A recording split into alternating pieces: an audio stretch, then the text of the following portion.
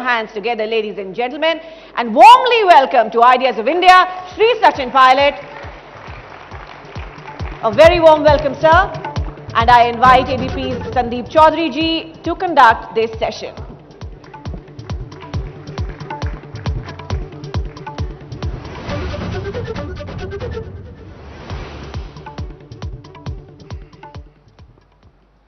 नमस्कार, good morning. Ideas of India, ये हमारा जो कॉन्क्लेव है, इसमें बहुत सारे अलग अलग किस्म की शख्सियत अभी यहां आ रही है और थोड़ा सा बदलाव हुआ है। We have a politician also, Amit Shah. Sachin Pilot हैं तो सीधी बात करते हैं। मैं सीधा सवाल कार्यक्रम भी करता हूं बिना लार लपेट। आइडियाज ऑफ इंडिया की जब बात होती है, आपका आइडिया ऑफ इंडिया क्या है? देखिए, इंडिया जो है एक बहुत पुराना कॉन्सेप्ट है और पीढ़ियों से, सदियों से, दशकों से इसको लोग मानते आए हैं। लेकिन आज के संदर्भ में जो भारत, इंडिया देश हमारा है, वो कैसा होना चाहिए, सिर्फ आपके लिए, मेरे लिए नहीं, लेकिन आने वाली पीढ़ियों के लिए।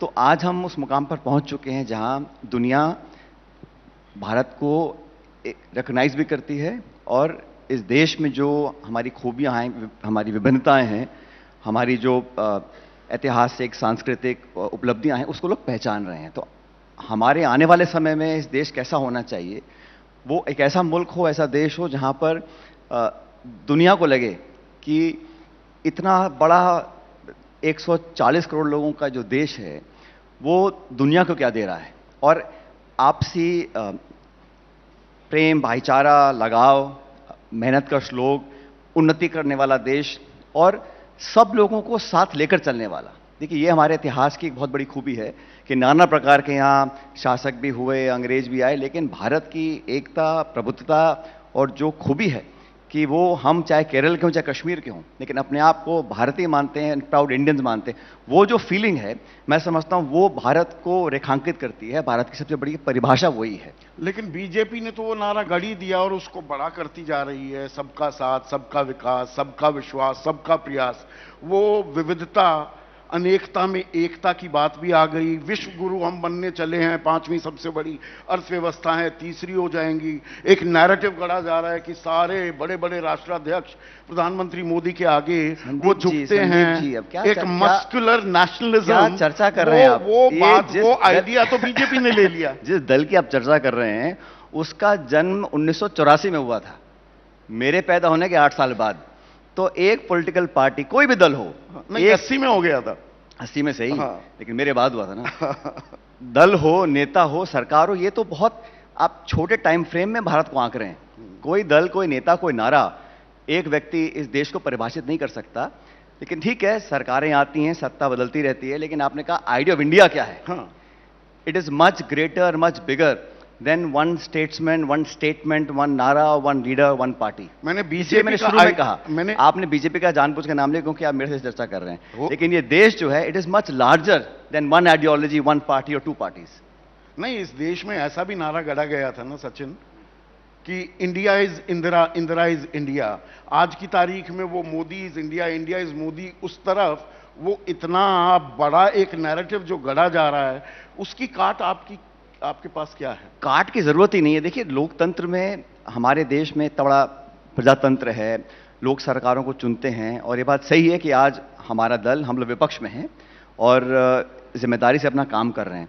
लेकिन ये बोलना कि पूरा देश की परिभाषा, जो फिर मैं दोबारा बोलता हूँ, आइडिया ऑफ इंडिया, उसको आप कैप्चर करना चाहते हैं एक समय के एक नेतृत्व के साथ, वो मैं समझता हूं बहुत ही सीमित दायरे में आप देख रहे हैं। राहुल गांधी तो कहते हैं मोहब्बत की दुकान, बस मोहब्बत की दुकान ही आइडिया ऑफ इंडिया है, या काम तमाम कर देगा ये कांग्रेस का? तो आइडिया सिर्फ चुनाव लड़ने, जीतने, हारने का ही है क्या?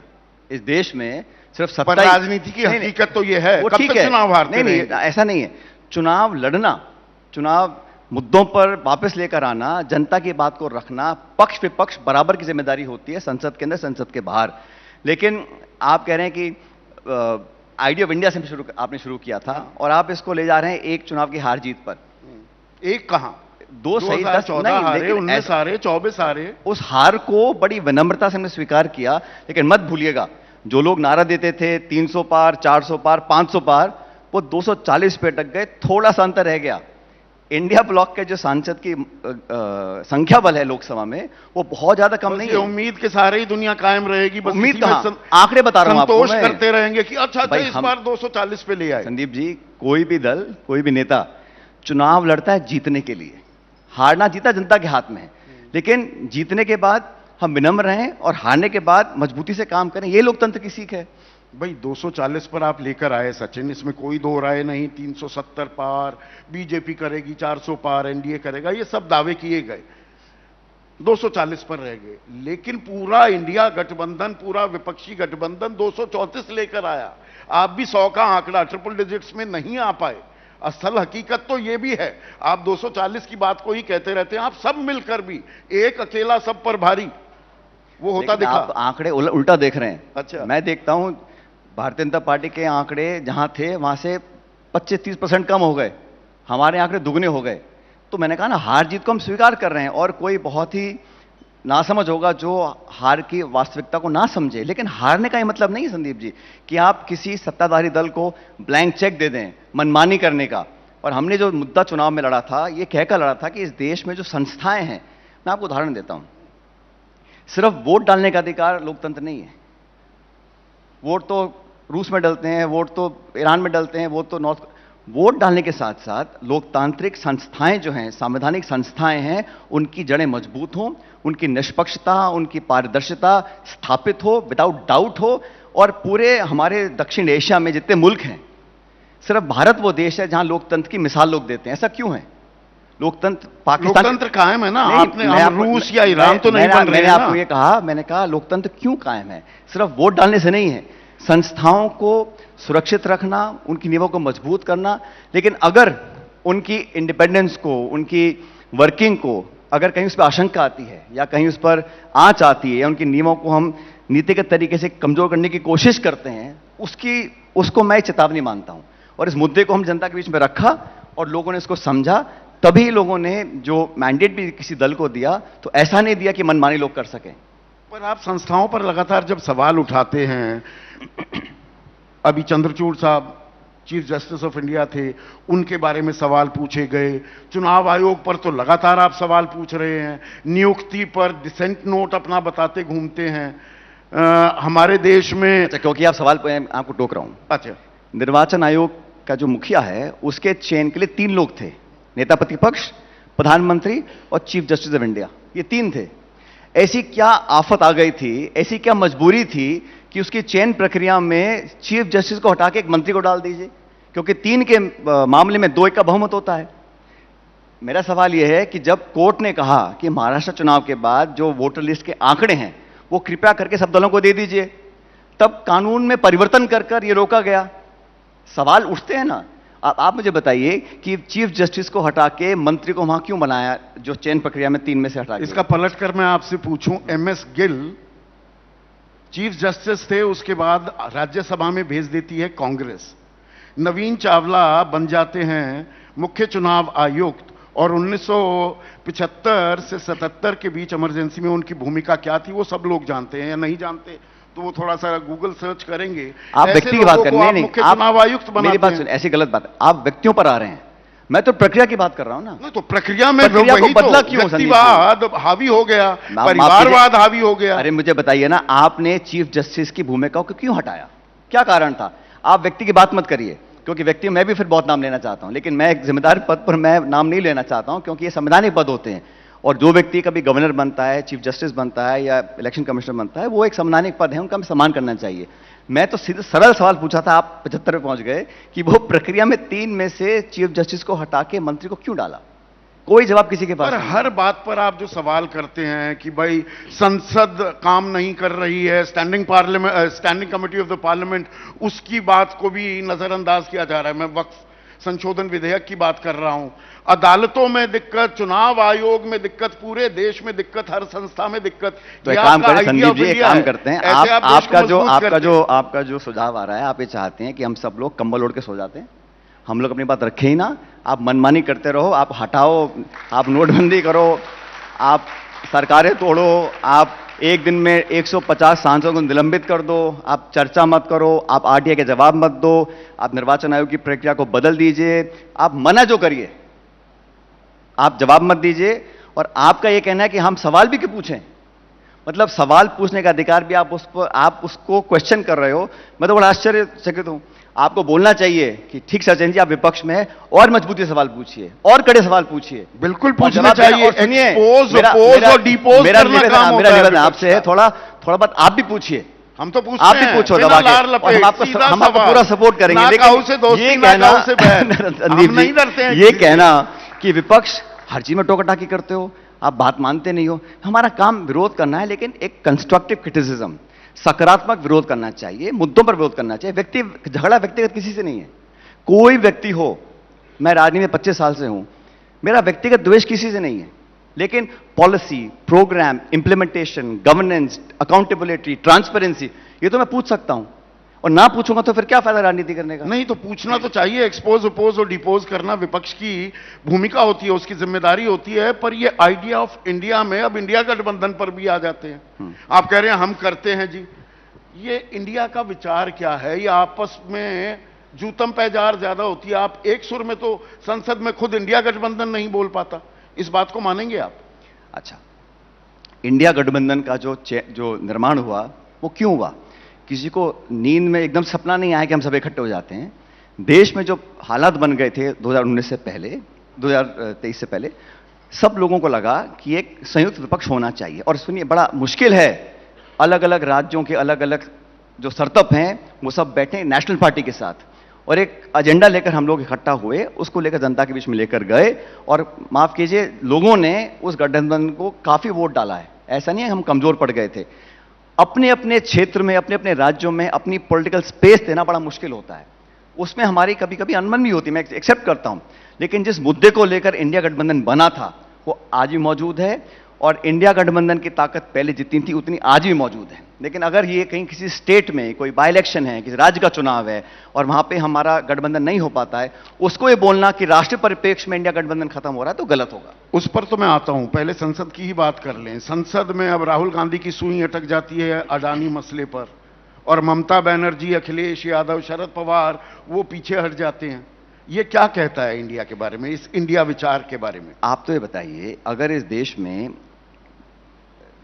सरकार के पैसे से सरकारी संपत्ति को कोई एक तरफा उस पर कब्जा हो रहा है और उस पर कोई जवाब नहीं आ रहा है और एक फेयर कंपटीशन नहीं होता, तो मैं फिर कह रहा हूं, किसी एक व्यक्ति की बात नहीं है। जो प्रोसेस अडॉप्ट किया गया है, हमारे जो पोर्ट्स हैं, एयरपोर्ट्स हैं, खनन है, उसको जो पब्लिक एसेट्स हैं उसके अगर हम सेल में उनको डिस्पोज करने में अगर हम एक ट्रांसपेरेंट प्रक्रिया नहीं अडॉप्ट करते हैं, तो सवाल पूछने का अधिकार तो है, सरकार को जवाब देना चाहिए।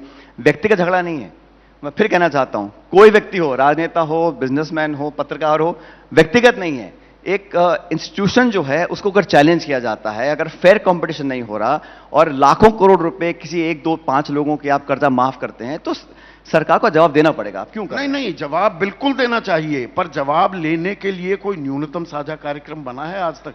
इंडिया गठबंधन का 2022 से प्रक्रिया शुरू हो गई थी, सितंबर में जब नीतीश आए और लामबंदी की सारे विपक्षी गठबंधन की, वो आज है नहीं।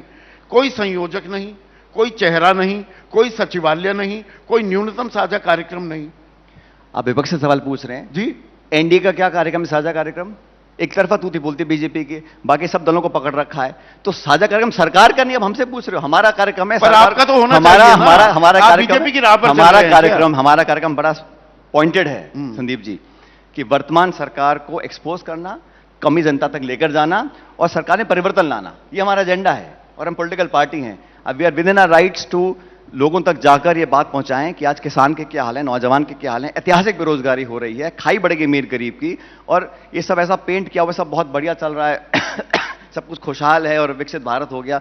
तो हम सवाल पूछकर जनता को बताना कि वास्तविकता ये है, ये हमारा एजेंडा है, ये हमारा कार्यक्रम है। इसमें इस एजेंडा में आपको आंशिक सफलता भी मिलती दिखाई दी। मैं I will give the devil the credit where it is due. आप लोकसभा में अच्छा आपने प्रदर्शन किया, लेकिन फिर एक वो कांग्रेस की पुरानी बीमारी, वो कहावत है ना कि कुल्हाड़ी पर पैर मारना, और एक होता है पैर पर कुल्हाड़ी मारना, एक होता है कुल्हाड़ी पर जाकर कई बार पैर मारना। वो एक पुरानी बीमारी हो गई है क्या कांग्रेस की? आप अच्छा चल रहे थे, विजयी रथ रोका भी बीजेपी का, फिर उसके बाद हरियाणा और महाराष्ट्र हार जीत के मुंह से कैसे खींच के लाते हैं? कांग्रेस से सीखना चाहिए क्या? देखिए, मैं ये बात एक्सेप्ट करता हूं कि हरियाणा में जो हम लोग नहीं जीत पाए वो बहुत अनएक्सपेक्टेड था, और शायद जहां हम बैठे हैं एबीपी, आपने भी एग्जिट पोल किया था, उसमें को स्पष्ट बहुमत दिया था, स्पष्ट बहुमत दिया था, सब लोगों ने दिया था। अब ऐसा क्या हुआ एंड में, बहुत मार्जिनल, मेरे ख्याल 20-25 हजार टोटल वोटों का अंतर रहा पूरे हरियाणा में। कई सवाल उठे उसके बारे में, लेकिन बात मैं एक्सेप्ट करता हूं कि उसको, वो चुनाव हम लोग बहुत बारीकी से हारे। महाराष्ट्र का चुनाव बड़ा अजीब था। यहाँ 48 लोकसभा सीटें हैं, 48 में से इंडिया गठबंधन जीता 32 सीटें, हमारे 18 सांसद हैं और विधायक 16 आए हैं 4 महीने में। तो ये कभी कभी बात गले उतरती नहीं है। हालांकि मैं कभी संकोच नहीं करता हूं हार मानने में, लेकिन क्योंकि मैं यहां पे काफी समय रहा महाराष्ट्र में चुनाव के समय, और मुझे लगा ये बड़ा अप्रत्याशित हुआ जो हुआ। ये दोनों स्टेट्स, बिल्कुल आप सही कह रहे हैं कि हम लोग यहां चुनाव नहीं जीत पाए, और जो मोमेंटम हम लोगों ने बनाया था जून 2024 में, उसको आगे ले जाने की और मेहनत करने की जरूरत है। उसमें इंडिया में जो जूतम पैजार है, बड़ी वजह क्या ये है? दरिया दिल्ली, एक बड़ा पेड़ को जो झुकना होता है, कांग्रेस उसके लिए तैयार नहीं होती। 4-5 सीटें अरविंद केजरीवाल हरियाणा में मांग रहे थे, आपने नहीं दी। फिर दिल्ली में भी हार के पीछे अब एक वजह ये भी आ रही है कि कांग्रेस ने आम आदमी पार्टी हरवा दी। आपके, मुझे पता नहीं आपके सोर्स क्या है, आप इतने कॉन्फिडेंटली बोल रहे हो कि किसी पॉलिटिकल पार्टी ने क्या हमसे मांगा, क्या दिया, आपको क्या मालूम? मैं उस पार्टी को बिलोंग करता हूं। मैं बताना चाहता हूं कि हरियाणा में आम आदमी party fought on all 90 seats, और जब हमारा हार का डिफरेंस है वो दशमलव कुछ था, 0.2 या 0.3%, तो वो उनका निर्णय था आम आदमी पार्टी का चुनाव लड़ने का हरियाणा में, और परिणाम हमारे सामने है। लेकिन ये बात कहना गलत है कि कांग्रेस पार्टी झुकना नहीं जानती है। खड़गे जी हमारे राष्ट्रीय अध्यक्ष हैं और राहुल गांधी जी हमारे नेता प्रतिपक्ष हैं पूरी संसद में, और मैं जानता हूं कि सब लोगों को साथ लेकर, कभी कभी अपना पॉलिटिकल नुकसान करके भी हम लोगों ने गठबंधन को आगे बढ़ाया है। और आसान नहीं है, क्योंकि पूरे देश में भाजपा को एक राष्ट्रीय स्तर पर अगर कोई चुनौती दे सकता कोई दल, तो वो कांग्रेस है। पूरे देश भर में, हर जिले, हर राज्य में कांग्रेस पार्टी का संगठन मौजूद है, और जो बाकी स्टेट लीडरशिप्स हैं अलग अलग दलों की, उनका एक अलग महत्व है राजनीति में। लेकिन फिर भी कांग्रेस पार्टी ने सब कुछ होने के बावजूद भी बहुत स्पेस दिया बाकी दलों को साथ आने के लिए। तो मैं उदाहरण यहां पर देना चाहूंगा। एक मध्य प्रदेश चुनाव में, राजस्थान पर भी आऊंगा, राजस्थान, मध्य प्रदेश, छत्तीसगढ़ में जो चुनाव हुए थे 2023 में, और मध्य प्रदेश तो जीतना था तय, वहां भी जीती हुई बाजी कैसे हारी जाती है, वो कांग्रेस से सीखने की जरूरत। और उसमें समाजवादी पार्टी के साथ दिक्कत कौन है? अखिलेश वखिलेश। अब आप कहेंगे कहां से जानकारी लेकर आते हैं? रात के 1 बजे तक 2 नेता बिठाए रखे कमलनाथ ने, और उसके बाद कह दिया कौन अखिलेश वखिलेश। आप तो कह रहे हैं आप दरिया दिली करते हैं, आपको संदीप जी समझौता करने को तैयार रहते हैं। सिलेक्टिव मेमोरी है। आपको सिर्फ मध्य प्रदेश की हार दिख रही है, आपको सिर्फ महाराष्ट्र की हार दिख रही है, आपको नहीं दिख रहा कि उत्तर प्रदेश में जहां 80 सीटें हैं वहां 38 पे समाजवादी पार्टी 6 हम जीते हैं, जहां बोलबाला है योगी जी का, मोदी जी का, उसमें आपका भी योगदान था। अब आप उसे डिनाई करेंगे, पर गठबंधन कब जाकर हुआ? आखिरी मोमेंट पर हुआ। अरे भाई, मतलब आप आम खाने पेट गिरना है आपको? ये बताइए, वहां हम लोग 6 हमारे जीते हैं, 37 सपा के जीते हैं, भाजपा वहां राजस्थान में हम लोग 11 सीट जीत कर आए 25 में से, वो नहीं दिख रहा है आपको। तो आपको सिर्फ हार ही दिख रही है, तो आपको थोड़ा चश्मा बदलना पड़ेगा। जहां जहां हमें सफलताएं मिली हैं उसको भी आप थोड़ा अप्रिशिएट करिए। सफलताएं तो मिल रही हैं, पर वो सफलता क्या इतनी है? देखिए, एक थ्रेशोल्ड लेवल होता है, थ्रेशोल्ड लेवल तो पार करना पड़ेगा ना। देखिए, आप फिर बार बार ये बताना चाहते हैं कि भाजपा जीत गई और हम लोग हार गए। तो मैंने शुरू में कहा था आपको कि चुनाव हो गए, पीपल हैव स्पोकन, जो जनता का मैंडेट है उसको हमने एक्सेप्ट किया है। लेकिन जिंदा कौमें 5 साल इंतजार नहीं किया करती हैं। अगर हम चुनाव नहीं जीत पाए तो घर बैठ जाएंगे क्या? संघर्ष करेंगे, सड़कों पे आएंगे, जनता के बीच में जाएंगे, हर चुनाव को लड़ेंगे। अब दूसरा उदाहरण जी सुन लीजिए, सरपंच से लेकर पार्लियामेंट तक जो चुनाव होगा, जो पॉलिटिकल पार्टी चुनाव लड़ती है, पूरी नहीं दुगनी मजबूती से हम लोग चुनाव लड़ेंगे। और आप देखिएगा, हार जीत तो जनता कराती है, ऊपर वाला जो करे सो करे, लेकिन हम लोग, हमारा जो दायित्व है, जो कर्तव्य है, जो जिम्मेदारी है, उसको नहीं छोड़ने वाले हैं, चाहे कुछ हो जाए। जवाब तो लेके रहेंगे, जवाब दे तय करके रहेंगे। और आपसे सोच रहे हैं कि अगर कोई चुनाव जीत जाता है तो फिर उसको कोई ना तो सवाल पूछ सकता, ना उसको कोई उंगली उठा नहीं, सकता, हम ना तो सवाल पूछेंगे। आप तो हम पूछते हैं तो आप बोलते हो, आप रोते रहते हो, आप पूछते रहते हो, क्यों पूछते हो? नहीं, पर ये हमारा काम है। अपने सहयोगियों से भी तो सवाल करने लगते हो ना। आप उनकी चिंता छोड़ दीजिए। केजरीवाल फर्जीवाल हो जाता है, फ्रॉड किंग हो जाता है, बेईमान हो जाता है। 5 महीने पहले साथ में हम मैं आपको साथ याद साथ दिलाऊं, हैं, मैं याद दिलाऊं वो आपको, गाना गा रहे मोदी थे। जी ने क्या भाषण दी बिहार में जाके नीतीश कुमार के बारे में? क्या क्या कहा नीतीश कुमार जी के बारे में? अमित शाह जी ने क्या कहा नीतीश कुमार के बारे में? दरवाजे बंद हो गए, हम कोई समझौता नहीं करेंगे नीतीश कुमार से। दर्जन बार कहा ना, फिर पलटी मार गए दोनों। मैं नीतीश कुमार जी को नहीं, वो चलो बार बार वो तो करते रहते हैं। भाजपा को क्या हुआ भाई?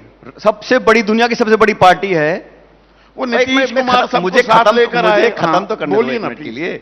तो आप हमको बोल रहे हैं कि अरविंद केजरीवाल के बारे में चुनाव में ये कहा, ठीक है चुनाव प्रचार था, सरकार उनकी, हमें विरोध करना है भाई उनका। पंजाब में हमारी सरकार थी, उन्होंने विरोध किया, तो राजनीति में विरोध होता है, सैद्धांतिक हम लोगों ने किया, जो मुझे लगा मुद्दे चर्चा करने वाले थे। फिर आपने महाराष्ट्र में जिन अजीत पवार जी के खिलाफ आपने सब कुछ किया, फिर जब वो आपके पास आया आपने गंगाजल छिड़क दिया, वो बिल्कुल ठीक हो गए। तो ये जो काम भाजपा करती है ये नहीं दिखता आपको। हमारे कहीं 10 में से अगर एक मुद्दे पर हमारी सहमति नहीं होती पवार साहब की, ममता जी हमारी, वो आपको बहुत अड़चन पैदा करता है, बहुत आपको दिल में दुख होता है, रात को नींद नहीं आती। लेकिन ये लोग जो करते हैं, पार्टियां, सरकारें, नेता आना जाना, को इंडिया से या एनडीए में आ गया है, एनडीए वाला को अपने सरकार, मतलब वो जो करते हैं वो सब ठीक है क्योंकि वो सत्ता पक्ष में। वो कौन कह रहा है कि ठीक है? तो वो थोड़ा जिक्र कर भी दो ना, इजहार करोगे पता पड़ेगा हमारे को कि इजहार भी करते रहेंगे और वो करते हैं हम लगातार। पर आपने एक अच्छा उदाहरण दे दिया, अजित पवार का भी आपने जिक्र कर दिया और नीतीश कुमार का भी।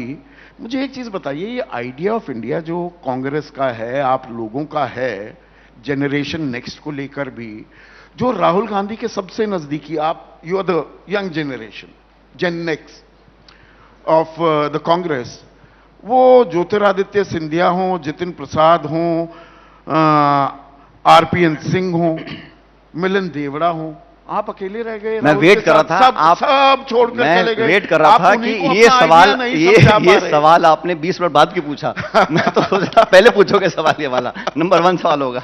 देखिए, हर व्यक्ति का एक राजनीति करने का निर्णय होता है, किस दल में, किस विचारधारा में उनको जाना है, और उनके निर्णय सही हैं गलत हैं इसका निर्णय जनता करती है। मैं इतना कहना चाहता हूं, और जिसको जहां कंफर्टेबल है वहां रहता है। अपनी कोर टीम को आइडिया ऑफ इंडिया नहीं समझा पा रहे, या कोई ना समझा होगा, समझाने वाले में तो क्या कमी होगी, कोई ना समझना चाहे अलग बात है, लेकिन जो जहां रहे अपना काम करे। राजनीति में सबको बराबर की छूट है अपना चयन करने का, किस दल में, किस राज्य में क्या काम करना है। एंड में पब्लिक डिसाइड करती है कि वो निर्णय सही था गलत था। और जिस विचारधारा से मैं बंधा हुआ हूं, जहां मैंने काम किया, मैं वहां पर अडिग हूं, वहां पर रहकर काम कर रहा हूं और करता रहूंगा। अब उसमें सफलता मिलती है, असफलता मिलती है, ये ऊपर वाले के हाथ में है, मेरे हाथ में नहीं है। लेकिन मैं बार बार कहता हूं कि अंत में जो व्यक्ति, जो नेता देश के लोगों के दिल दिमाग पर कब्जा करके उन पर राज कर सकता है, उससे बड़ी कुर्सी कोई नहीं है। लोगों के जहन में आप अपना एक सम्मान अगर प्राप्त कर सकते हो, एक इज्जत अपनी पैदा कर सकते हो, एक अप्रिसिएशन पैदा कर सकते हो, वो 100 पदों से ज्यादा बड़ी है। और राजनीति में आप कितने लोग आज पदों पर हैं, कोई मंत्री है, कोई मुख्यमंत्री है, कोई नेता है, लेकिन कितनों को लोग मन से चाहते हैं, उनको मन से अप्रिशिएट करते हैं। तो वो एक कमाई है राजनीतिक कार्यकर्ता की, उसके ऊपर क्या है? आपने जो शुरुआती सवाल का जवाब दिया था, आइडिया ऑफ इंडिया क्या है कांग्रेस का खास, आपने यूनिटी इन डाइवर्सिटी, विविधता में एकता, अनेकता में एकता, गंगा जमनी तहजीब, इन सब बातों का जिक्र किया। आजकल एक और नैरेटिव भी गढ़ा जा रहा है। अब तो बात यहां तक आ गई कि उर्दू भी, ये जबान, ये तो मुगलों की है, कठमुल्ले शब्द की, सब कठमुल्ले बनाए जा रहे हैं, इस तरह के शब्दों का इस्तेमाल भी किया जा रहा है। एक बाकायदा पूरे समाज को, एक समुदाय को, लगभग 20 करोड़ लोग, मुसलमानों को राजनीतिक रूप पर अछूत और अनाथ भी बनाया जा रहा है। पर क्या कांग्रेस पार्टी, मुख्य विपक्षी दल, खुलकर अब बोल भी नहीं पा रहा है, क्योंकि दौर मुस्लिम तुष्टीकरण का नहीं, अब हिंदू तुष्टीकरण का आ गया। आप भी चुनावी हिंदू बन चुके हैं। बहुत दुर्भाग्यपूर्ण है किसी भी समाज को, चाहे वो हिंदू मुसलमान हो, चंद लोगों के स्टेटमेंट से उस पूरे समाज को पेंट कर देना, वो चाहे ईसाई हो, चाहे मुसलमान हो, चाहे हिंदू हो। और जिन वाक्यों का आपने प्रयोग किया वो बड़े दुर्भाग्यपूर्ण है। और कोई छोटा मोटा कार्यकर्ता बोलते तो मैं समझ सकता हूं, लेकिन बड़े जिम्मेदार पदों में बैठे लोग अगर इस प्रकार की बात करते हैं, कटोगे बटोगे, और आपने जो कहा जिस शब्द का प्रयोग किया, वो राजनीति में धर्म और अपनी आस्था के नाम पर वोट बटोरना मैं सही नहीं। हो सकता है कुछ हद तक वो कामयाब हो जाएं, लेकिन अधिकांश भारत के लोग आपस में टकराव और कड़वापन नहीं चाहते, आपस में एक दूसरे को नीचा दिखाना नहीं चाहते, मजहब के नाम पर लोग एक दूसरे को डिस्क्रिमिनेट करें, ऐसा देश की जनता नहीं चाहती। कुछ एलिमेंट होंगे जो चाहते होंगे, उनको कुछ फायदा मिलता होगा, लेकिन अधिकांश लोग, इस देश का इतिहास इस बात का गवाह है कि सब मिलकर रहना चाहते हैं। और अगर कोई नेता, कोई सरकार या कोई दल उस खाई को बड़ा करना चाहता है, घाव को और हरा करना चाहता है, तो देश का कल्याण नहीं कर रहे हैं। हो सकता है आप एक बार का चुनाव जीत जाओ, दो बार आप जज्बात में लोगों का वोट बटोर लो, लेकिन इस देश में जहां अर्थव्यवस्था बेहतर चले, निवेश हो, रोजगार उत्पन्न हो, लोग अमन चैन से रह सकें, आप बहुत आमदनी कर रहे हैं, लेकिन आपके आसपास आग लगी हुई है, कौन आके आपसे मिलेगा, कौन निवेश करेगा, कौन आपको दाद देगा, कौन आपकी बड़ाई करेगा? तो ये जो हमारे देश की वास्तविकता है, और ये खूबी मैंने शुरू में कहा आपको, आपने कहा आइडिया ऑफ इंडिया क्या होना चाहिए, मैं बोल सकता था इतने $1 ट्रिलियन होनी चाहिए, इतने यूनिकॉर्न होने चाहिए, इतना हम लोगों को चांद पे जाना चाहिए, अच्छी बात है। लेकिन जिस घर मोहल्ले में हम रहते हैं, जिस प्रदेश में हम रहते हैं, वहां पर अगर हमारे हमदर्दी नहीं है, एक दूसरे के त्योहारों में, शादी ब्याह में हम जाएंगे नहीं, मिलेंगे नहीं, प्यार मोहब्बत बांटेंगे नहीं, तो फिर ये विकसित होना, उसका क्या लाभ है? पर ये खुलकर कहने में अब मैं गुरेज खुल होने के बोल लगा रहा है हूं क्या? आपको। आप खुलकर सब बोल रहे बोलते हैं, हैं। गलत नहीं, बात मैं है। इसका मैं कोई भी बात बिना किसी तथ्य के पूछता ही नहीं हूं। क्या अब कांग्रेस पार्टी, समाजवादी पार्टी, तृणमूल, मैं 3 उदाहरण आपको देता हूं। तृणमूल ने 2014 में 24 मुस्लिम उम्मीदवार उतारे लोकसभा चुनाव में, इस दफा वो रह गई संख्या सिर्फ 6। समाजवादी पार्टी जो 26 से 28 उम्मीदवार उतार रही थी, वो 4 उम्मीदवार उतारती है, मुस्लिम उम्मीदवार। ये देश का दुर्भाग्य है कि हमें गिनती करनी पड़ रही है कि कितने मुसलमान नहीं, ये टिकट- गिनती जरूरी नहीं, हो नहीं, जाती गलत है ना। गलत 16% है, अगर कम अरे से भाई, कम आप प्रतिनिधित्व दो, बीजेपी तो उनको संदीप जी उतारने मेरी को बात तैयार सुनिए, नहीं। किसी भी दल को छूट है, जीतने वाला उम्मीदवार कौन है उसको टिकट देना चाहिए, लेकिन जो भारतीय जनता पार्टी है उसने एक नीतिगत फैसला लिया है कि हम एक समुदाय को टिकट नहीं देंगे। आप भी तो उसी राह पर चल अरे पड़े। भाई, किसने कह दिया आपको? आप टिकट- किस टिकट गलतफहमी के का शिकार बंटवारे हैं में आप? उनको कम टिकट दे रहे हैं किस गलतफहमी कि का भाई ये शिकार तो हैं आप? हमें, हमारे छोड़ पास दीजिए। आएंगे ही नहीं, बीजेपी मैं को तो बाकी जाना दलों नहीं, की बात नहीं करता तो हूं, हमें मैं- खड़े भी करने की संदीप जरूरत जी, नहीं। बाकी पार्टी के बारे में मैं नहीं बोलता हूं, मेरा जो दल है मैं जानता हूं, व्यक्ति कर्मठ है, कांग्रेसी है और जीतने वाला है, हम लोग देते हैं। वो महिला है, पुरुष है, हिंदू है, मुसलमान है, फर्क नहीं पड़ता, जीतने वाला होना चाहिए कि हम पॉलिटिकल पार्टी हैं। हम यहाँ आश्रम नहीं खोल रखा कि आप टिकट, लेकिन जीतने वाला होना चाहिए। लेकिन दूसरी तरफ वो है कि साहब हारे चाहे जीते, हमें देना ही नहीं है, संकेत देने के लिए ना। एक एलिमेंट है इस देश में जो इस तरह की उग्र राजनीति को प्रोत्साहित करता है, जो धर्म के नाम पर अपनी अपनी रोटियां पकाते हैं। ऐसे लोग हैं, वो भी देश का हिस्सा है। मैं तो उनसे भी मेरे को कोई गिला शिकवा नहीं है, क्योंकि हर तरह के लोग होते हैं, बागीचा सब तरह के फूल हैं। लेकिन ये जो जिम्मेदार पद पर व्यक्ति है, जो सत्ताधारी दल है या गवर्नमेंट है, अगर आप भी उस शॉर्टकट का रास्ता अपनाएंगे और अपने व्यक्तिगत पॉलिटिकल सीमित लाभ के लिए इतनी बड़ी कुर्बानी देना चाहते हैं, जहां ये जख्म और जहर बहुत लंबे फैल जाएं और पीढ़ियों तक लोग उस पर उसका ब्याज देते रहें, ये गलत होगा। जब देश का बंटवारा हुआ था, कितने साल लग गए थे हम लोगों को संभलने में, और जब देश हम इस मुकाम पे पहुंच गए हैं, हमारा ग्रोथ हो रही है, हम आगे बढ़ रहे हैं, सब लोग आज हम हिंदुस्तान आज एक आदर्श देश क्यों बनता जा रहा है? किसी सरकार की वजह से नहीं, यहां के लोगों की वजह से, यहाँ के संप्रदाय की वजह से, यहाँ के लोगों की जो मेहनत लोगों ने की है, जो आविष्कार लोगों ने किए हैं, जो किसानों ने पैदावार करी है। यहाँ भूखे नंगे लोग थे 47 में, देश के लोगों ने मेहनत करके देश को बनाया है। आज देश का कोई मंत्री प्रधानमंत्री बाहर जाता है, हिंदुस्तान के प्रधानमंत्री, इसलिए इज्जत मिलती है उनको, कोई दल और पार्टी देख के शक्ल देख के नहीं मिलती है। तो ये कहना कि देश विकसित हो रहा है लेकिन इतने को टिकट आपने नहीं दिया, इतनों को टिकट उन्होंने दे दिया, ये सोच बदलनी नहीं, पड़ेगी। मैंने जो सवाल पूछा था आपसे, एक आप पर लगातार आरोप लगता है मुस्लिम तुष्टीकरण की, एक पूरा दौर चला, अब ये हिंदू तुष्टीकरण का आ गया है। क्या गाहे बगाहे आपको भी ये दिखाना है कि हम भी हिंदुओं के साथ हैं तो मुसलमान की बात कम की जाए? अरविंद केजरीवाल तो बिल्कुल नहीं बोले, 5 सालों से उन्होंने आवाज बंद कर दी, पर तब भी सबसे ज्यादा मुसलमानों को उनको वोट देना पड़ा। तो भाई ये मजबूरी है कि बीजेपी को देंगे नहीं, हमें तो देंगे ही, तो इनकी बात करो ना करो। मैं तो आपकी चर्चा और आपकी राजनीतिक जो सोच है, मैं इससे बिल्कुल इत्तेफाक नहीं रखता हूं, क्योंकि आप ले देखिए वहीं चर्चा करना चाहते हैं, हिंदू मुसलमान, मंदिर मस्जिद। अरे छोड़ दीजिए भाई, ये देश बहुत बड़ा है, सबका है, और कांग्रेस जिस दल का मैं हूं, सबके हैं, ईसाई, जैन, सिख, हिंदू, मुस्लिम, क्या फर्क पड़ता है? देश के नागरिक होना चाहिए। और हम लोग अपनी राजनीति करते हैं मुद्दों को लेकर। लेकिन आप लोग कहना चाहते हैं कि सपा ने इतने टिकट कम दिए, इतने प्रतिशत मुसलमान, इतने ईसाई हैं। ये मुद्दा नहीं होना चाहिए। आप बोलिए, इस देश में बेरोजगारी क्यों है? इस देश में यहां सिलेंडर 1000 रुपए का क्यों बिक रहा है? आपको पूछना चाहिए कि यहां इस देश के नौजवान दर दर क्यों भटक रहे हैं? ये कॉमन एजेंडा क्या विपक्ष को नहीं देना चाहिए? आपका कोई चेहरा नहीं हमारा होना एजेंडा, चाहिए? हमारा आपके एजेंडा गठबंधन हिंदू का? मुसलमान नहीं है। पहली बात, आपके इस विचार का कोई सब चेहरा, चेहरे आ जाते हैं, कोई कमी नहीं है। सचिवालय होना एक चाहिए। से एक बड़े बड़े हमारे चेहरे हैं और मिलकर चुनाव हम लोग लड़ते हैं। आप चिंता छोड़ दीजिए, जब मैंडेट नहीं, मिलेगा, मैं तो- जब मुझे कोई मैंडेट चिंता मिलेगा नहीं। संदीप जी, तो ऐसा शानदार चेहरा सामने आएगा, आप सब उसकी तालियां बजाएंगे। लेकिन आज बात चेहरे की नहीं है। आज ये कि एक मजबूत विपक्ष की क्या जिम्मेदारी होनी चाहिए। देश के लोग उम्मीद करते हैं, तो जो लोग मजबूती सहमे में हुए पहले हैं, जो लोग एकजुटता गरीब तो हैं, जो होनी लोग चाहिए। आखिरी अंतिम पंक्ति में खड़े हैं, जिनको आज 2 जून की रोटी नहीं मिल रही है, जिनके बच्चे पढ़ लेकर धक्के खा रहे हैं, उनकी आवाज कौन उठाएगा? पर उसके लिए जो किसान एकजुट होना आत्महत्या कर चाहिए रहे हैं। ना।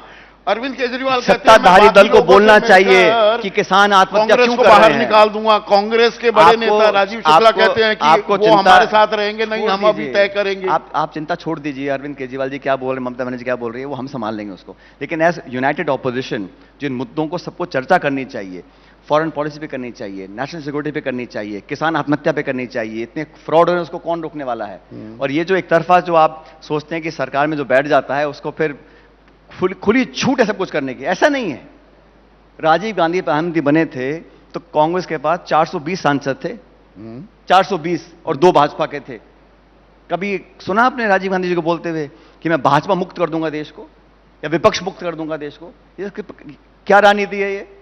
आप टकराव करना चाहते हैं, आप विपक्ष को खत्म करना चाहते हैं, आप कांग्रेस मुक्त देश बनाना चाहते हैं। ऐसा ठीक है सोच क्या? आप चुनाव जीतिए, आप काम करिए, कोई दिक्कत नहीं है, जवाब तो देने पड़ेंगे। और कांग्रेस या विपक्ष को कोई समझता है कि मैं पूरा हजम कर जाऊंगा, खत्म कर दूंगा, तो उस दल को सोचना चाहिए कि ये चक्र है समय का और ये घूमेगा, इसको कोई रोक नहीं सकता है। नहीं, पर आपने एक दो अहम जो बात कही उसको मैं थोड़ी और चाहूंगा कि आप तफसील में इस पर बात करें। जो असल सरोकार हैं, मसाइल हैं, देश के जो मुद्दे हैं, क्या वो कहीं हाशिए पर जाते घूम रहे हैं? Are we living in a post truth world? कुछ बस टेम्पलेट्स बन गई हैं और उसी के इर्द गिर्द सारा विमर्श हो रहा है, देश का सारा विचार हो रहा है, पूरा आइडिया ही उस तरफ गढ़ा जा रहा है। मुझे लगता है कि आप सही बोल रहे हैं। अभी मणिपुर के मुख्यमंत्री ने इस्तीफा दिया, इतना हाहाकार मचा, वहां पर बलात्कार हुए, हत्याएं हुई, संघर्ष हुए, हजारों लाखों लोग परेशान रहे, इस्तीफा नहीं दिया उन्होंने। इस्तीफा दिया, उस दिन के बाद एक कोई यूट्यूब पे कुछ बोलते हैं सज्जन, उनके ऊपर चर्चा शुरू हो गई। तो पूरा हेडलाइन मैनेजमेंट हो गया कि उस पर चर्चा मणिपुर में नहीं करनी है कि मुख्यमंत्री ने क्यों इस्तीफा दिया। अविश्वास रूस और यूक्रेन के बहुत से चैनल चलाते हैं, युद्ध रुकवा सकते हैं, मणिपुर में हिंसा नहीं रुकवा पाए। मैं कहना चाह रहा हूं आपको कि देश की जो ज्वलंत और मुद्दे हैं जिनकी चर्चा होनी चाहिए, उस पर नहीं हो पाती है, क्योंकि अधिकांश सत्ताधारी लोग चाहते हैं कि हेडलाइन मैनेजमेंट कर दीजिए कि ये मुद्दा चर्चा में नहीं आया तो एक और सुखा पर छोड़ दीजिए। और पब्लिक जो देखती है टेलीविजन में, अखबार में, मोबाइल पे, यूट्यूब में, हम उसमें चर्चा चल जाती है। लेकिन हमारी जिम्मेदारी क्या है कि वापस मुद्दे को लेकर आएं और उस मुद्दे पर चर्चा करें जो देश को प्रभावित करता है। अब इतने फ्रिंज वाले मुद्दे बन जाते हैं, चर्चा हो जाती है, उस पर लोग लगातार पूरा ध्यान आकर्षित हो जाता है, लेकिन fringes become the mainstream. Unfortunately that is true and that should not happen. It is our job as opposition to make sure that people's matter, जो इशू जनता को प्रभावित कर रहे हैं, we must take up those issues and it's government job to be answerable. You can't hide behind the fact हमें majority मिल गई, हम चुनाव जीत गए हैं। क्या तोप चल गया चुनाव जीत गए? हार जीत ही अकेला पैमाना नहीं होना चाहिए, पर वो पैमाना है ना, उसको नजरअंदाज भी नहीं किया जा सकता। मैंडेट है गवर्न करने का, मैंडेट मनमानी करने का नहीं है। आप विपक्ष को इग्नोर करें, चर्चा संसद में ना करने दें, एक आक्रामक रवैया अपनाएं, भारत की तमाम एजेंसीज को विपक्ष के ऊपर डाल दीजिए, ईडी को, सीबीआई को, इनकम टैक्स को, जो है पुलिस पीछे पड़ी विपक्ष के, और सत्ताधारी दल जितने नेता हैं वो सब दूध के धुले हैं, कभी कोई जांच भी नहीं होगी उनकी, और जांच हो रही हो और वो दल बदल ले तो बिल्कुल पाक साफ हो जाएगा। तो ये तो लोग ट्रेंड लोग देख रहे हैं, जनता नहीं देख रही इस बात को, सब देख रहे हैं। आपने राजीव गांधी का जिक्र किया कि इतना भारी बहुमत मिला, पर कभी किसी को खत्म करने, अस्तित्व से बिल्कुल नेस्तनाबूद करने की बात नहीं की गई। आपके पिता भी राजेश पायलट साहब उनके बड़े नजदीकी थे, कैबिनेट में मंत्री भी रहे। राजेश पायलट का आइडिया ऑफ इंडिया 80-90 के दशक का और सचिन पायलट का आइडिया ऑफ इंडिया, उसमें कितनी निरंतरता है और कितना बदलाव भी आया है या नहीं आया? हर पीढ़ी के सामने अलग चुनौतियां होती हैं। जिन लोगों ने देश को आज़ाद कराया 47 के बाद, जिन्होंने शासन किया, उनके जहन में उनके आसपास एक अलग तरह का देश था और उनको अलग तरह के चैलेंजेस को मीट करना था। साधन सीमित थे, कम लोग शिक्षित थे, उनको अलग चैलेंज थे। फिर 80, 70, 90 के दशक में अलग चैलेंजेस थे। जहाँ आपने मेरे स्वर्गीय पिताजी के बारे में बात करी, वो तो वायुसेना में फाइटर पायलट थे, नौकरी छोड़ के उन्होंने राजनीति आए। राजनीति में आपको क्या विचार बताते थे भारत का? भाई वो तो ये उनका ये मन था कि जिस जगह से निकल कर वो आए हैं, जिस किसान घर में पैदा हुए थे, वो तो चाहते थे कि किसान को समृद्ध कैसे किया जाए। उनका जो पॉलिटिकल एजेंडा मुझे लगा 20 साल की राजनीति में, वो जो गरीब किसान है, जो बहुत 2 बीघे में खेती करता है, उसको हम कैसे साधन संपन्न कर सकें, उसको उसकी बेटी के ब्याह के लिए कर्ज ना लेना पड़े, उसको आर्थिक मदद कैसे पहुंचे, ये उनका मोटा मोटा मुझे लगा 15-20 साल तक मेन उद्देश्य रहा। बाकी देश में और चर्चाएं होती हैं और मुद्दे आते हैं, लेकिन उनका जो मुझे लगा पॉलिटिकल एजेंडा वो रहा शुरू से लेकर अंत तक। पर वो एजेंडा आज क्या पूरा फॉलो नहीं? उसके बाद 90 का दशक आया। जगजीत सिंह डल्लेवाल, मैं यहां पर उनका जिक्र करना चाहूंगा। 70 साल के किसान, स्टेज 4 का कैंसर, 90 दिन हो चुके हैं, वो खाना नहीं खा रहे हैं। अब मेडिकल एड तो लेनी शुरू कर दी, ट्रिप वगैरह लग रही हैं, सरकार बात नहीं करती। 27 रुपए प्रतिदिन किसान की विशुद्ध किसानी से आय है। ये मेरा आंकड़ा नहीं, एनएसएसओ का आंकड़ा है, पर इसकी चर्चा नहीं होती है। संदीप जी, संवादहीनता, संवेदनहीनता तो है ही, चलो संवादहीनता भी है। आप चर्चा, संवाद, डिबेट, डिस्कशन नहीं करना चाहते हैं। आप विपक्ष छोड़ दीजिए, कोई संगठन भी हो, अगर आपकी विचारधारा का नहीं है तो या तो बॉयकॉट होगा, या उस पर छापा पड़ जाएगा, या उसकी दुकान बंद हो जाएगी। तो ये जो रवैया है, ये अच्छा रवैया नहीं है। ये एक बहुत अग्रेसिव लोगों को डोमिनेट करने का रवैया है। लेकिन मैं अंत में कहना चाह रहा हूं आपको, जो आपने आज की जनरेशन की बात, 2025 में एक अलग तरह का भारत बना है और यहां पर एक एस्पिरेशनल भारत है। यहां के जो मिडिल क्लासेस हैं, जो लोअर मिडिल क्लासेस हैं, उन्होंने अब दुनिया देख ली मोबाइल से। उनको मालूम है हम लोग क्या कर सकते हैं, हमारे पोटेंशियल क्या है। तो हम लोगों की आज जिम्मेदारी है कि हम लोग नई पीढ़ी को कितनी ज़्यादा इकोनॉमिक अपॉर्चुनिटीज प्रोवाइड कर सकते हैं। ये हम लोगों के लिए चैलेंज है। अब किसानी भी है, निवेश भी है, सब कुछ है, लेकिन उद्योग भी है। लेकिन यंग जनरेशन जो शिक्षित है, जो आज दुनिया के किसी भी नौजवान से कंपटीशन कर सकते हैं, उनकी प्रतिस्पर्धा सिर्फ बम्बई दिल्ली में नहीं है, उनका कंपटीशन दुनिया के लोगों से है। तो उनको वो हम स्किल सेट्स दें ताकि दुनिया के लोगों के साथ वो compete कर सकें। ये हमारी जनरेशन में जो लोग राजनीति स्किल सेट दी जा रही है या बस स्टार्टअप्स का जिक्र करके बात को आप विराम लगा दिया जाता है चर्चा पर? छोटे शहर में जाइए, लोग आज भी डिप्लोमा लेके अपना सड़कों में घूम रहे हैं। लेकिन जिस प्रकार का निवेश, जिस प्रकार के सपने लोगों ने देखे हैं, उनको अगर हमें साकार करना है तो बहुत कुछ करना बाकी है। और मेरी अंतिम चिंता यह है, गांव और शहर में जो खाई बढ़ गई ना अमीर गरीब की, वो बहुत चिंता का विषय है। अच्छी बात है, लोग खरबपति बन रहे हैं, करोड़पति बन रहे हैं, लेकिन जो लोग गरीब थे वो और गरीब होते जा रहे हैं। तो जो खाई है वो बहुत बढ़ गई है और ये विभाजन इतना ज्यादा फैलेगा, उतना इसको टापना मुश्किल हो जाएगा अंत में। ये जो अमीरी गरीबी की खाई की आप बात कर रहे हैं, देखिए एक हकीकत ये भी है, हम 5वीं सबसे बड़ी अर्थव्यवस्था बन गए। विकास दर जो है हमारी सकल घरेलू उत्पाद की दर, one of the fastest in the world, पर प्रति व्यक्ति आय में हम 142वें नंबर पर भी हैं। अगर आप 25,000 रुपए प्रति माह कमा रहे हैं तो दरअसल आप टॉप 10% ऑफ द पॉपुलेशन में आ जाते हैं। और एक दिलचस्प आंकड़ा यह है कि सरकार ने EWS जो कैटेगरी है, वो इकोनॉमिकली वीकर सेक्शन, 8 लाख रुपए की आपकी आमदनी हो साल की, यानी कि 67,000 रुपए महीना आप ले रहे हैं, तो आप इकोनॉमिकली वीकर हैं, पर 25,000 कमा रहे हैं तो टॉप 10 में है। ये हकीकत है। हाँ, और बड़ा दुर्भाग्य है कि 25,000 रुपए क्या है आजकल, जिसको 2 बच्चे पालने हैं, स्कूल की फीस देनी है, यूनिफॉर्म खरीदनी है, साग सब्जी खरीदना है, वो अपना घर नहीं चला पा रहा है, उसको पीड़ा है। तो हम तो चाहते हैं इन इश्यूज पे हम डिस्कशन करें, पार्लियामेंट के अंदर कोई रास्ता ढूंढें, सरकार को सुझाव दें। देखो बात तो करे, कोई चर्चा करने को तैयार नहीं है।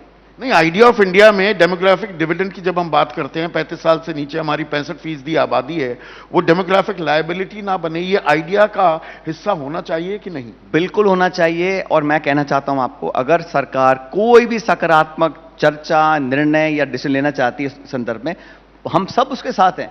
लेकिन मेरा जो ग्रीवेंस ये है कि जो आप कह रहे हैं आइडिया ऑफ इंडिया, और बड़ा आप अच्छी तरह उसको पेश कर रहे हैं, जो लोग सरकार को चला रहे हैं उन्हें कोई परवाह नहीं है, वो तो चुनाव जीतना और सत्ता में आना। बाकी जिन इश्यूज को मैंने आज रेखांकित किया उस पर कोई बहुत ज्यादा ध्यान नहीं है मुझे लगता है। और हमारी जिम्मेदारी है, मैं फिर कहना चाहता हूं, विपक्ष में बैठकर हम चाहते हैं कि डिबेट हो, चर्चा हो, रास्ते निकलें, समाधान निकलें, हम उसमें कंट्रीब्यूट करने को तैयार हैं। पर उसके लिए सत्ता जरूरी हो जाती है। देखिए, आपकी बात लिमिटेड एक्सटेंट तक वो सही है कि कोई भी सिर्फ चुनावी हार जीत सब कुछ तय नहीं करेगी, पर बहुत कुछ तय भी करती है। वो सत्ता सुख जब तक ना हो, आप वो अफर्मेटिव एक्शन जो है लोगों के लिए वो करने में आप कब तक बाहर बैठकर बोलते रहेंगे? राजस्थान में हालात कैसे हैं? राजस्थान में हम लोग विपक्ष में हैं, लेकिन हम लोग अच्छा संख्या बल हमारा है, 200 में से 70 विधायक कांग्रेस पार्टी के हैं। 1 साल सरकार को पूरा हुआ है, अभी 4 साल का समय बाकी है, लेकिन वहां पर भी हम बड़ी मुस्तैदी से इश्यूज को उठा रहे हैं और सरकार से जवाब मांग रहे हैं।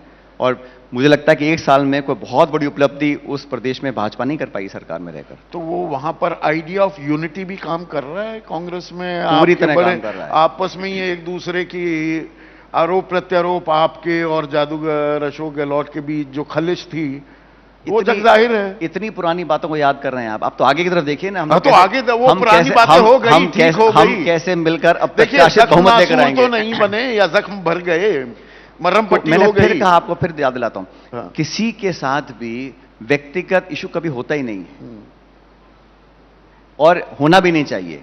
आपने को जिक्र किया राजस्थान का, राजस्थान में हम लोगों ने अच्छा परफॉर्म किया, दुर्भाग्यवश हम सरकार नहीं रिपीट कर पाए, लेकिन अब 4 साल का समय है, संगठन मजबूती से काम कर रहा है और मिलकर सबको साथ लेकर, जनता को साथ लेकर चलेंगे और 4 साल के बाद पुरवाल ने चाहा तो सरकार बनाएंगे वहां पे। आखिरी सवाल, कांग्रेस के idea of India and idea of politics में आप कुछ बदलना चाहेंगे? निरंतर हम पिछले 11 साल से विपक्ष में हैं और मुझे लगता है कि हम लोग जो हमारा वोट है, वोट शेयर है, उसमें हमें इजाफा करना चाहिए और करना पड़ेगा। उसके लिए हम लोगों को और आउटरीच करनी पड़ेगी। हम वेट नहीं कर सकते कि जनता थक के हमारे पास आ जाए, हमें उनके पास जाना पड़ेगा, नेताओं को, कार्यकर्ताओं को, सब लोगों को। और उस पर हम लगातार काम कर रहे हैं। अभी 2-3 दिन पहले मीटिंग दिल्ली में भी हुई थी, एक रोड मैप तैयार किया है और 2025 जो साल है उसको हमने संगठन के लिए एक तरह से रखा है ताकि हम अपने संगठन को, कार्यकर्ताओं को मजबूत रखें, क्योंकि अल्टीमेटली दल सरकार बनाता है, सरकारें दल नहीं बनाती हैं। तो अगर दल मजबूत रहेगा, कार्यकर्ता मजबूत रहेंगे तो निश्चित रूप से वो होगा जो आपने कहा। और मैं अंत में कहना चाहता हूं, today's opposition is tomorrow's government, ये हर जगह लागू होता है, इसको हमें याद रखना चाहिए। बहुत बहुत शुक्रिया सचिन पायलट। सीधे सवाल थे, सीधे जवाब मिले हैं। आइडिया ऑफ इंडिया में विपक्ष का आइडिया, वो विचार हमने आपके सामने पेश किया। और लोग भी आने वाले हैं मंच पर, अभी के लिए बस इतना ही। नमस्कार। Thank you very much Sandeep ji, and thank you so much mister Pilot. आप बिल्कुल कंबल डाल के मत सोइए। The idea of India has always allowed for divergent opinions and views. Thank you so much for joining us, ladies and gentleman. A huge round of applause for Shri Sachin Pilot. May I request Prashant Chakravarti, Chief Financial Officer, ABP Network, and Shri S.B. Singh, Director, Indira Gas and Petroleum Private Limited, to kindly join us on stage and present Mr. Pilot with a memento from ABP Network.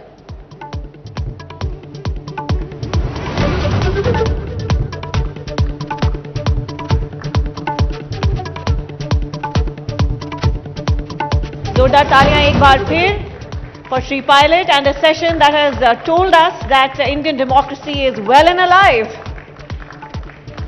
बहुत बहुत धन्यवाद Shri Sachin pilot. Sandeep ji, आपका भी बहुत बहुत धन्यवाद for a brilliant session. Thank you.